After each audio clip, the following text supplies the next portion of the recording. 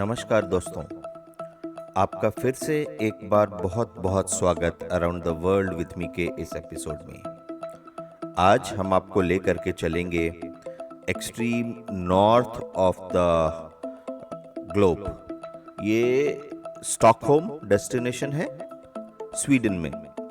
Sweden एक ऐसी country है स्कैंडिनेवियन रीजन में जो नॉर्थ पोल के बिल्कुल करीब है और पहुंचने के लिए स्टॉकहोम का एयरपोर्ट है जहां पर आसानी से पहुंचा जा सकता है।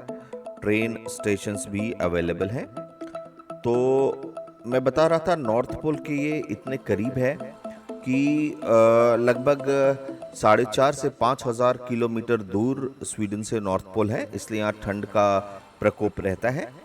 और स्टॉकहोम की अगर हम बात करें, स्टॉकहोम सिटी की बात करें, तो ये स्वीडन का कैपिटल सिटी है और लार्जेस्ट सिटी है स्वीडन का और स्कैंडिनेवियन रीजन का एक इम्पॉर्टेंट सिटी है। अगर केवल अर्बन एरिया या सिटी एरिया की बात करें तो इस सिटी में लगभग 10 लाख लोग आज के समय में रहते हैं और जो इसका फैलाव है धीरे धीरे ज़्यादा बढ़ता जा रहा है।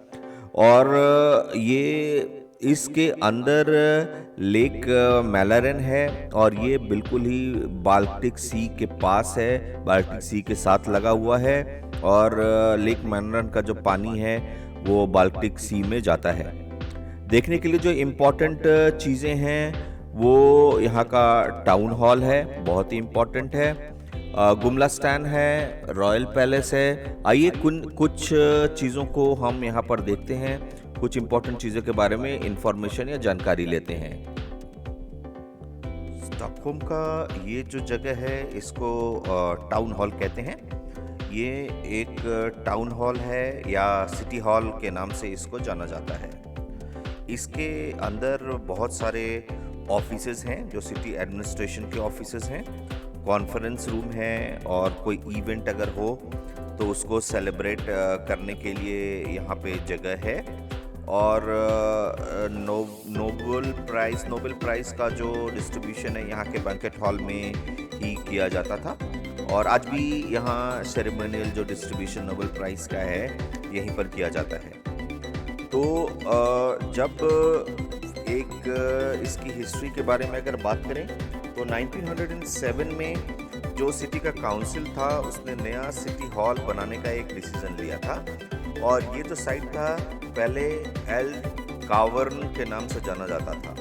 एल्ड कावर्न में जब ये नए सिटी बनाने की सिटी हॉल बनाने की जिम्मेदारी सौंपी गई थी, उस समय एक ऑस्टर आस्कर करके एक इंजीनियर और आर्किटेक्ट हुआ करते थे, तो उनको ये रिस्पॉन्सिबिलिटी दी गई थी कि टाउन हॉल का वो कंस्ट्रक्शन करें।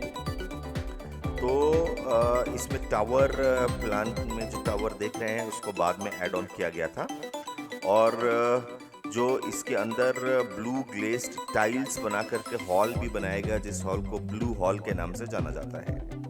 तो इस टाउन हॉल का जो कंस्ट्रक्शन था ये लगभग इसको कंप्लीट करने में 12 इयर्स का समय लगा, 12 साल का पूरा समय लगा। 1911 से 1923 तक इस टाउन हॉल को बनाया गया था। इसके में जो बनाने में जो कैसा कहा जाता है कि जो ईंटों का इस्तेमाल हुआ, लगभग 8 मिलियन ईंटें इसके बनाने में लगाई गई और रेड ब्रिक्स लगाई गई और इसके अलावा ब्लैक ब्रिक्स का भी इसके अंदर इस्तेमाल किया गया था। इस टाउन हॉल के चारों तरफ अगर देखें तो लेक का सुंदर व्यू रहता है और इसमें अलग अलग तरह के स्टैचूज भी बाहर लगाए गए हैं ताकि टाउन हॉल की खूबसूरती को बढ़ाया जा सके। इस टाउन हॉल की बिल्डिंग का इनॉग्रेशन किया गया था 23 जून 1923 को और तब से ये टाउन हॉल एक इम्पॉर्टेंट डेस्टिनेशन है। आइए देखते हैं टाउन हॉल।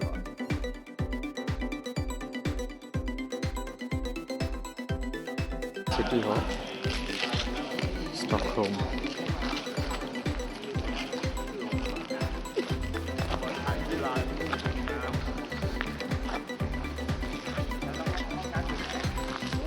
น้ำต้องเข้าข้างในพี่ห้องน้ำต้องเข้าข้างใน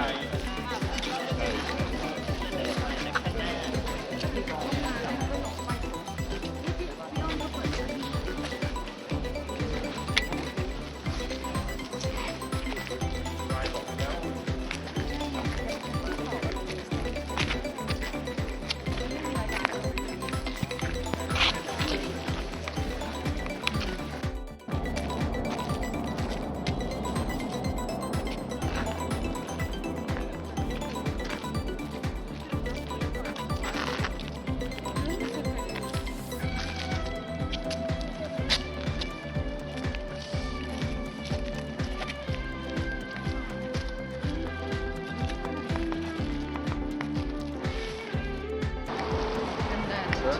देखो नदी देखो कल्चर, वो देखो वो दिख रहा है ना, कोस्टल राइड आउट ऊपर नीचे होने वाला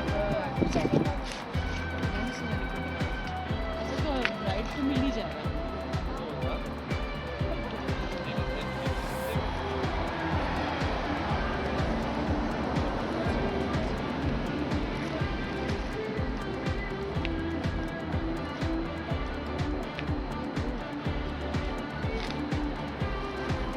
आइए अब बात करते हैं स्टॉकहोम की रॉयल पैलेस की।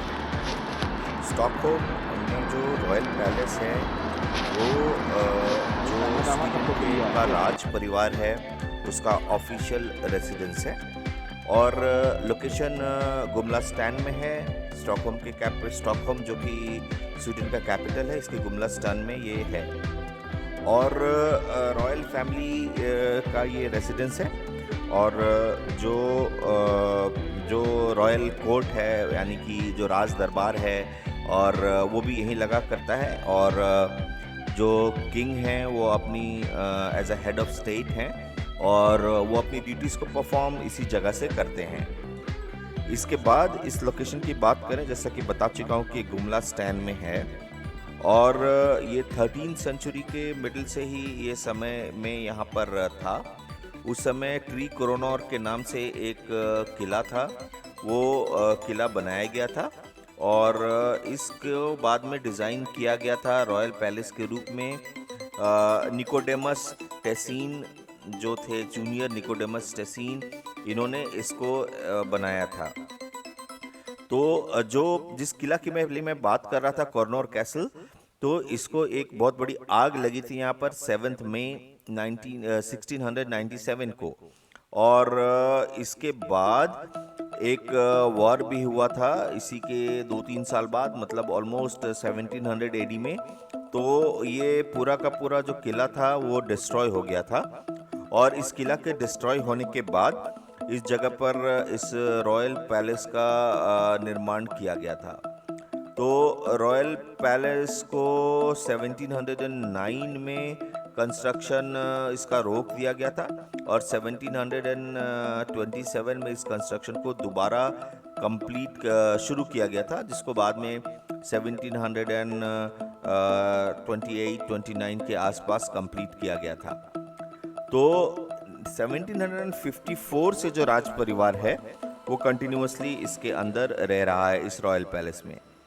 तो रॉयल पैलेस के अगर इंडोर की बात करें, बहुत ही खूबसूरत तरीके से बनाया गया है और लगभग 1430 कमरे हैं इसके अंदर और इसमें सारे कमरों में विंडोज़ तो नहीं है, लेकिन बहुत सारे कमरों में लगभग 660 कमरे में बड़े बड़े विंडोज़ हैं जहाँ से नेचुरल लाइट इसके अंदर से आता है।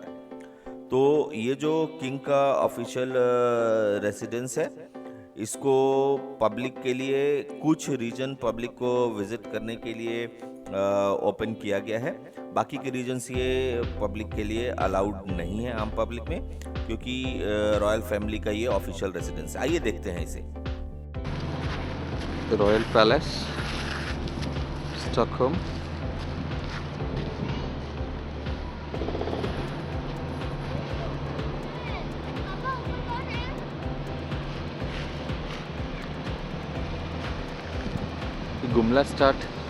गमला स्टार्ट एरिया है, जिसका मतलब होता है ओल्ड टाउन। ओल्ड टाउन यहाँ पे देखने वाली जगहों में से एक है।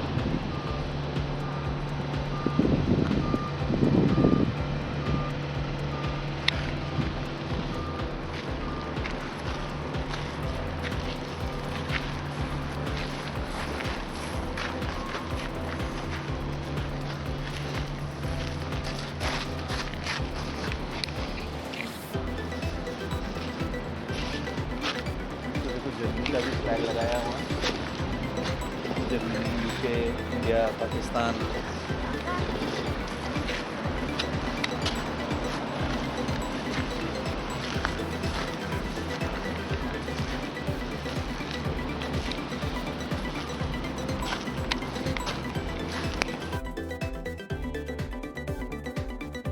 आइए अब बात करते हैं गामला स्टैंड की।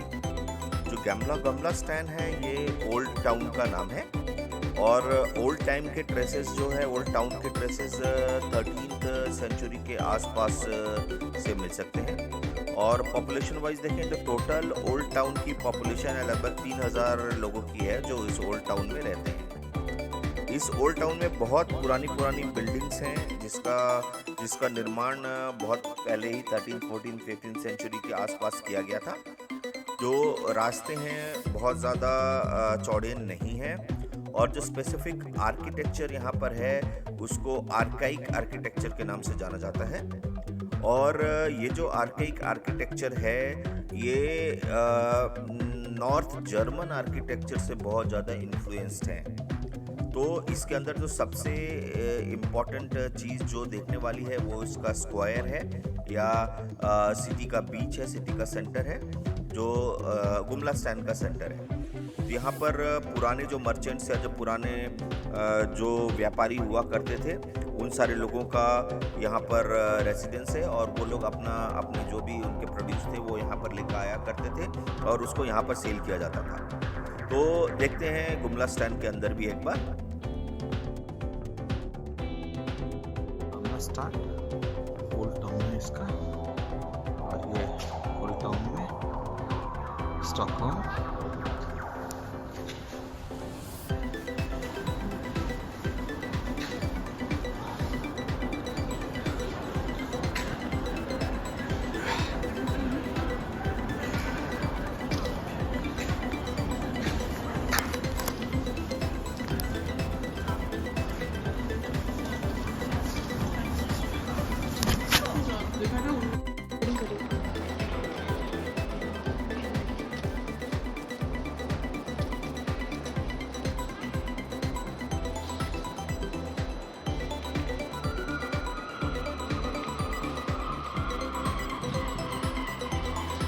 आइए अब बात करते हैं स्टॉकहोम के कुछ स्ट्रीट्स के और इसके एक और अट्रैक्शन जो स्टॉकहोम के अंदर है वो है इसका ज़ू, उसके बारे में भी देखते हैं।